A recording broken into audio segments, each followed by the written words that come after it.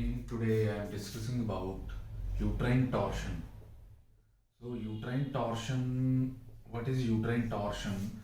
So, it is the rotation of uh, uterus along its longitudinal axis. So, this is suppose uterus, so this is longitudinal axis around its when uterus rotate around the longitudinal axis, it is uterine torsion. So, if we talk about there are multiple predisposing factors responsible for uterine torsion, like gravid uterus is unstable, right? So that will lead to uterine torsion, and there is in buffaloes, uterine torsion is more common. Uterine torsion is more common because broad ligaments. Broad ligaments are structures which hold the uterus. So they are ventrally located. So if this is a uterus, so broad ligaments are here. So these are here on both sides. So in buffaloes, uterine torsion is more common, and because broad ligaments weak, are weak. So next thing we observed why uterine torsion occurs in bovines more commonly, because dorsal portion of uterus, means upper portion of uterus, is free. Ligaments, they attach ventrally. So if we talk about horns of the uterus, they are free when they are gravid, right? Uterus is the broad ligaments are ventrally located. Dorsal surface of the uterus is free. That's why when animal is pregnant, so that will leads to what we call enlargement of uterus, and horns of the uterus, they go far away beyond the stable area. That will lead to occurrence of torsion. So these are the causes or predisposing factors of torsion. So if we talk about in buffaloes, in bovines, torsion is more common as compared to other species. Among bovines, buffaloes are most commonly affected. Buffaloes, right? Okay. And I told you why buffaloes, because broad ligaments are weak. Types of torsion. Uterine torsion. So we classify based on two criteria. First one is direction of rotation. We call it direction of rotation, in which side uterus is rotated. There are two types based on the direction of rotation: clockwise, or we can say it as right side uterine torsion; anti-clockwise, or we can call it as left side uterine torsion. Based on second criteria of classification of uterine torsion is based on cervix involvement. So if cervix is involved,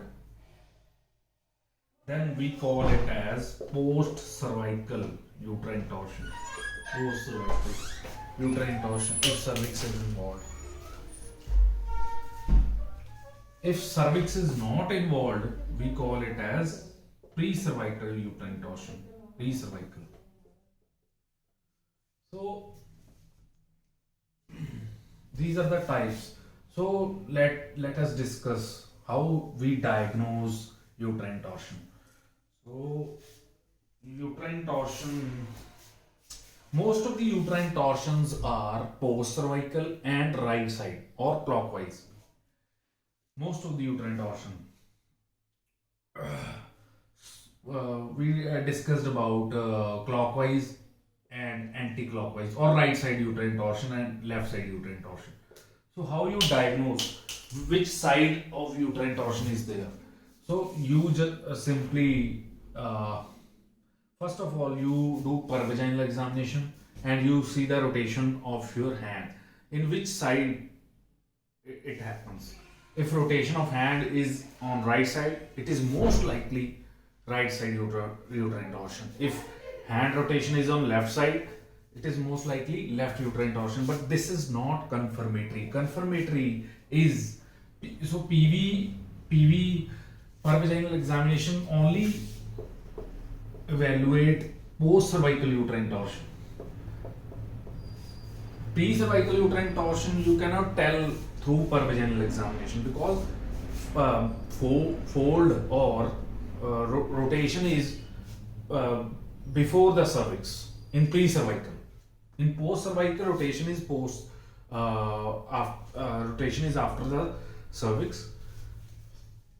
So only through pervaginal you only evaluate post-cervical uterine torsion.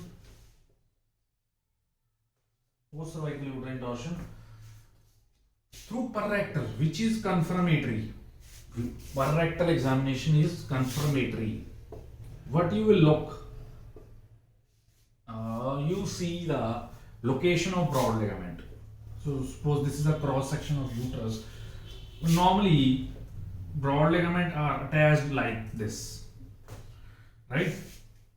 Normally, broad ligament are attached like this. But if there is a right side uterine torsion, if there is right side uterine torsion, then what will happen?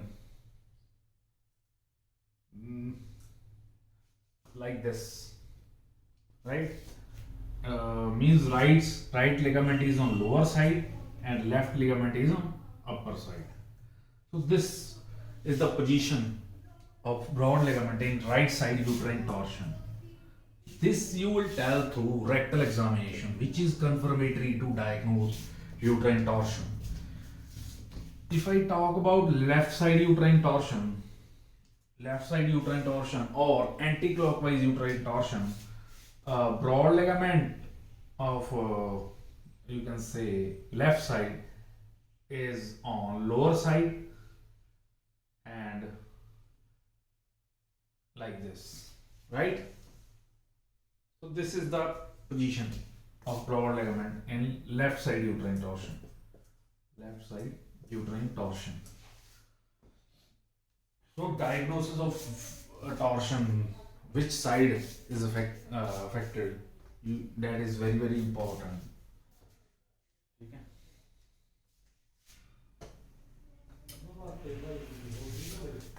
Treatment part, if we talk about treatment you use Sharma's modified Schaeffer method.